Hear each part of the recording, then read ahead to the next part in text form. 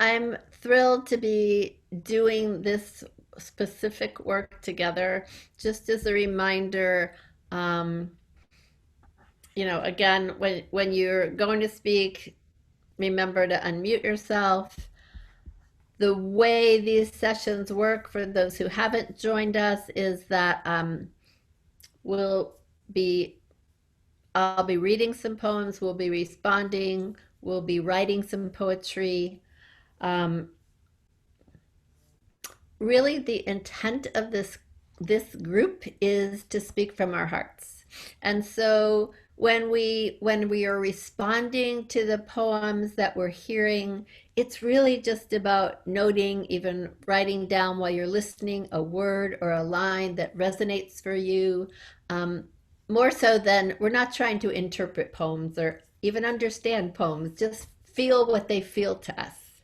And especially when people are reading what they've written, to just reflect back what resonates for you. It's become a pretty powerful practice for those of us who've been doing it for the last couple of months, and I'm so grateful for that. And this understanding that using poem making to be with and work with our losses and our various griefs just feels like a powerful thing, and I'm thrilled to do this in a kind of consistent way for these 4 sessions together. Um, there's a couple of people who are new. My name is Redwing Kesar. What am I? I'm a nurse. I'm an educator at UCSF at the MERI Center. I'm a death doula, um, and hoping to be a poet when I grow up. Um, So I wanted to start with this quote from Denise Levertov, who says, "To speak of sorrow works upon it, moves it from its crouched place, barring the way to and from the soul's hall." And I've been reading this amazing book by Francis Weller, who's a psychologist who writes really, really beautifully about grief in the world. And I'll be talking about him throughout these 4 sessions. His book is called The Wild Edge of Sorrow. And I learned from his book that grief comes from the Latin word gravis, which means heavy. And it's the root that we also get the word grave and the word gravity and the word gravid. And we use this word gravitas to speak of a quality in some people who are able to carry the weight of the world with a dignified bearing. And so it is, he says, when we learn to carry our grief with dignity. So I'm hoping that that's some of the work we will do together over this time, is to understand how we carry this all the time, and learning learning ways to carry it with dignity for ourselves, for each other. Um, so, as usual, we're going to go around and just do very brief introductions, your name, where you are sitting in the world right now, and today, just one word that says something about why you're here this morning.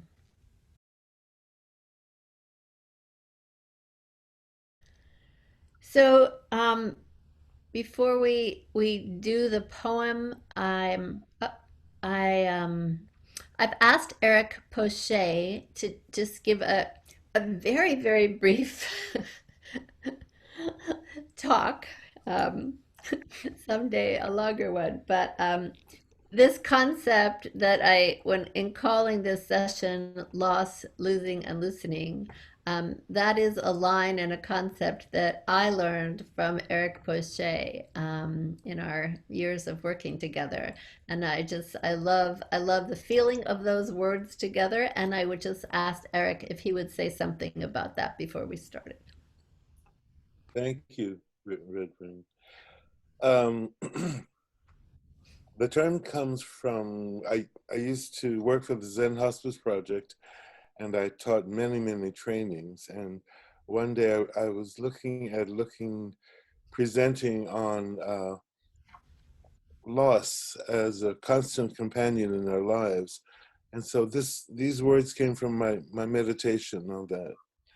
So loss has to do with that feeling of numbness that happens. It's that feeling of denial and yearning. It's the idea that this did not happen. It can't happen. There's no context in my life for this to happen. This could be from loss of keys, loss of your home, loss of your job, loss of your loved one. All I can do. Okay. I'm sorry. Oh, it's just not. It's that first feeling, and to really sit with that is so important.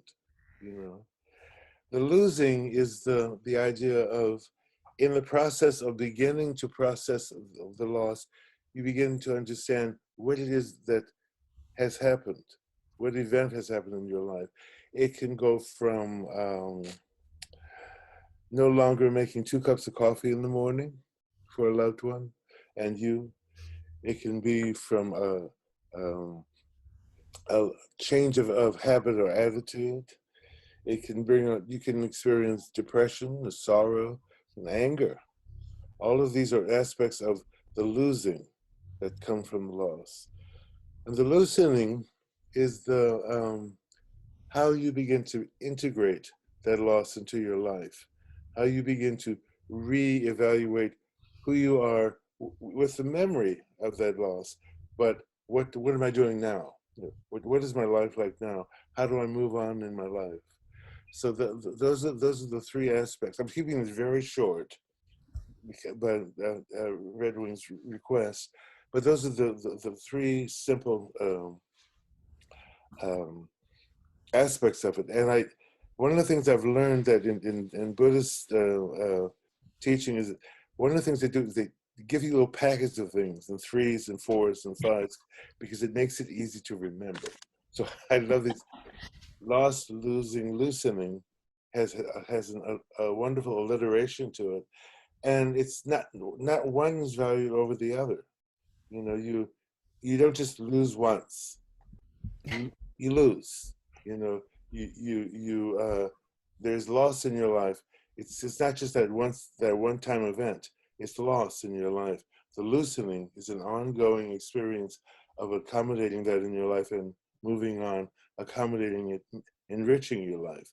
So that's why it's a constant companion to me. So is that okay? Thank you. That is perfect. Thank you so much, Eric. I so appreciate your words of that. So yeah, so these next four times together are in this realm of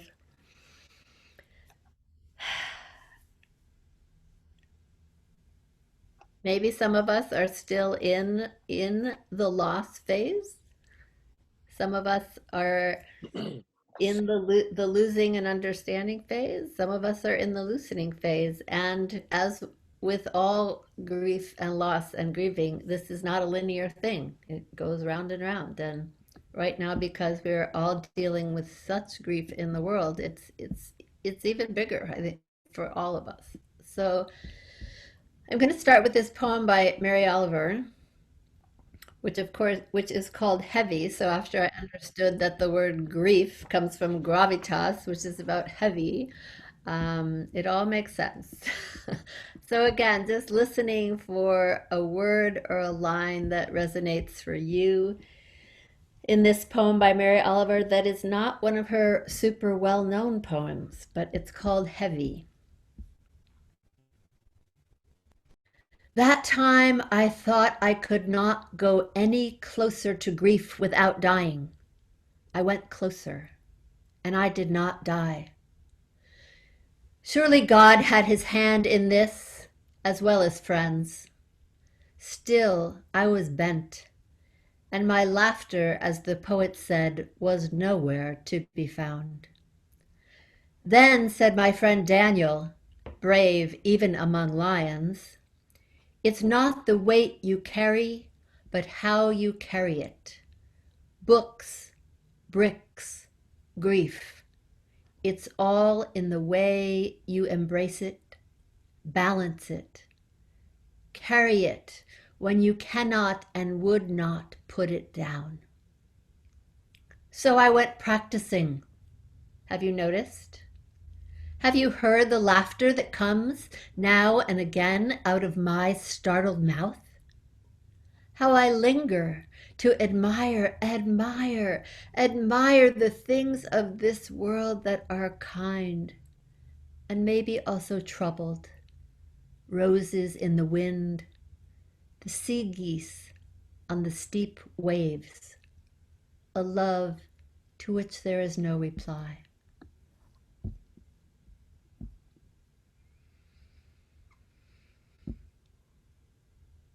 So is there a word or a line from that poem that you feel that resonates with you? And just unmute yourself to speak. Eric, please. Oh, you're muted.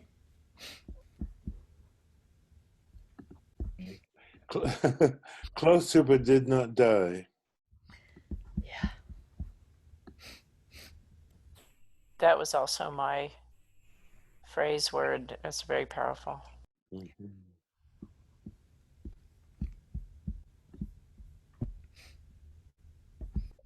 The sea geese on the steep waves, a love to which there is no reply. And I also jotted a note, a love from which there is no reply. Mm. I really resonated with it's not the weight you carry, but how you carry it.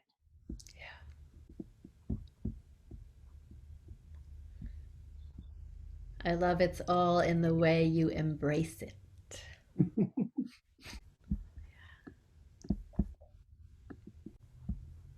I felt the words cannot, would not put it down.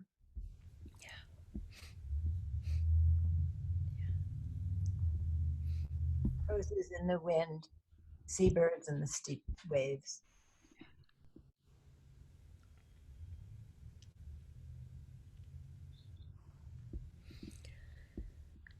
So, Go as ahead. always, either if there's a word or a line that is really like that's the prompt I want to use because it jumps out at you, use that.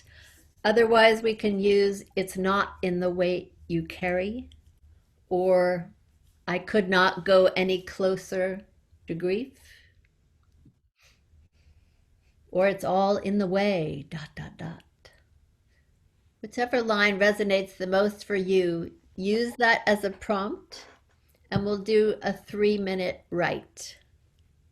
And if there's noise around you, go ahead and mute yourself while you're writing. Otherwise, it's okay to just leave it. So 3 minutes using this prompt.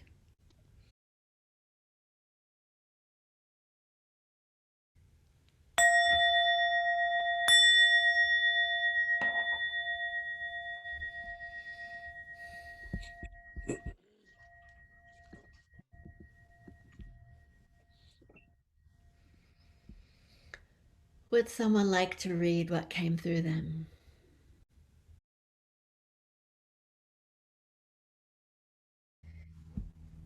So I'm going to read you one more poem. This is a poem called List by Dorian Kotler. List for my father. Since you died, I've been coming across things that would interest you. An article in Scientific American about language, how it evolved out of a nameless dark. A gadget for making coffee right in your car. A poet whose lines ring like cracks through ice on a pond in March, as yours do. An all Vivaldi concert this coming Friday. The list will grow longer. Meanwhile, I keep it here at my desk, handy on grief's tall spindle. Mm.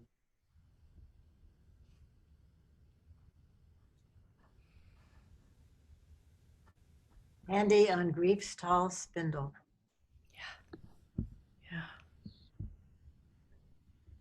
He evolved out of a nameless dark. I like Cracks on a Pond in March.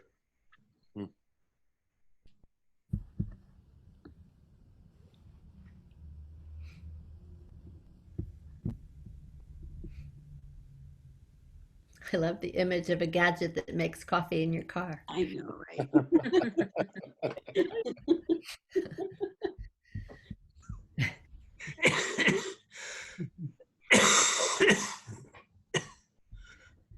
So let's each take a few minutes to write a list. And maybe it's to someone since you died, dot, dot, dot.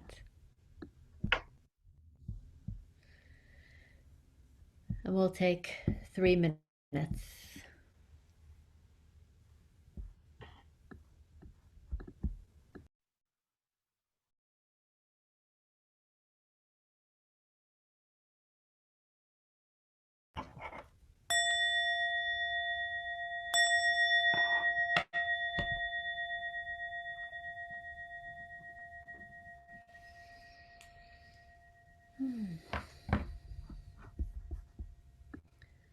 Just taking a minute and a couple of breaths to look at, feel the words that you wrote.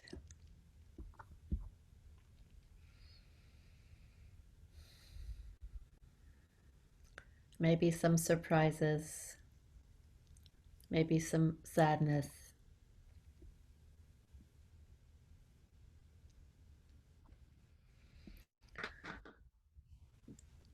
Would someone who hasn't read yet like to start?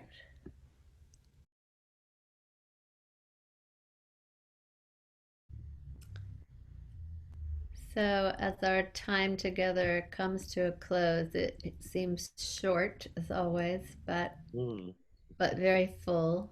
Mm-hmm. These last 3 lines in this poem by W.S. Merwin called Separation. Your absence has gone through me like thread through a needle.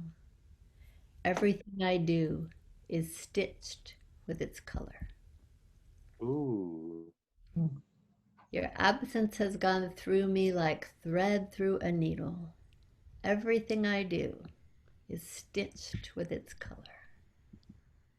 Oh my gosh. Yeah. So as we continue to